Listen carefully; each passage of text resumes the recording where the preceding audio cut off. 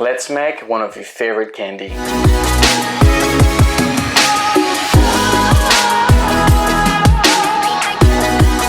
Welcome back everyone. I know most of you love the Sour Patch and you might think it's an American creation that's only as old as a few years, but it isn't. It was actually created in France in the 10th century. That wasn't yesterday. And that's what we're going to make today, a raspberry pâte de fruits. It might be hard to say, but it is so easy to eat in large amount. And the good thing about it is we know exactly what's inside our candies. We're gonna make them a little bit acidic, just like the Sour Patch, and that's it. So two things remain to be done. For us to get cooking, and for you to smash the subscribe button. Let's go.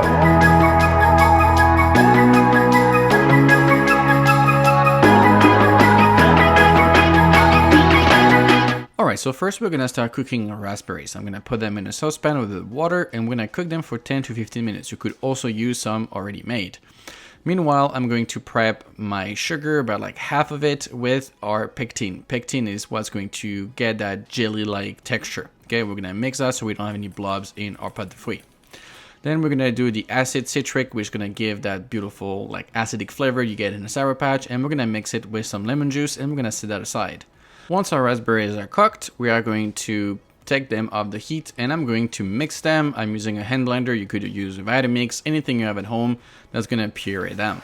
Then we are going to pass them. This is very important because you have all the seeds from the raspberries, and I mean, you could leave them for texture, but personally I prefer to remove them. Once we've done so, we are going to weigh it, make sure we have our original weight, which is super important, and we're going to bring it back to the heat. And we are going to heat it up to 120 Fahrenheit, okay? Very important. Then we're gonna add our sugar, mixture with the pectin, and we're gonna whisk that in for about a minute. Then we'll add our maple syrup, we're gonna whisk that, and we're gonna add the rest of the sugar. We are going to whisk this very well until everything is incorporated, and now we are going to cook this mix until it reaches about 223 degrees Fahrenheit. It's gonna take some time, so in the meantime you're going to take 2 double cling film and you're gonna put them together and you're gonna put that on whatever tray you have, which one you're going to set a jelly in. Also be very careful, you might want to wear long sleeves or being super careful because you're dealing with hot sugar and that could be very dangerous, and if it's splatter it could hurt you just like hot honey would.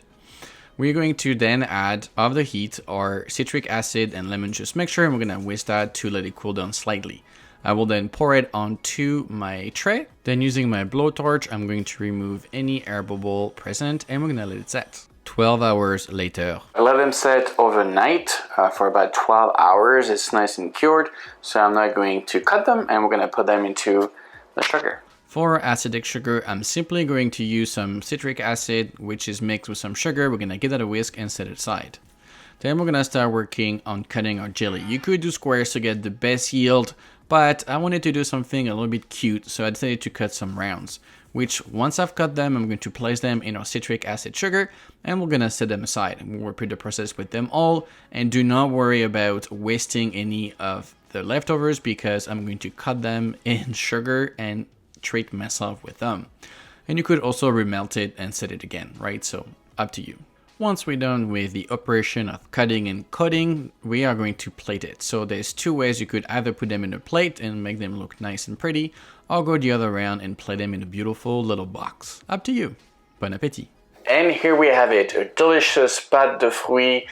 You know, I know you guys are all a fan of candies. Well, let's make our own because it's delicious and we know what's inside. If you enjoyed this recipe, please like, comment, and subscribe. The recipe will be in the description below as always.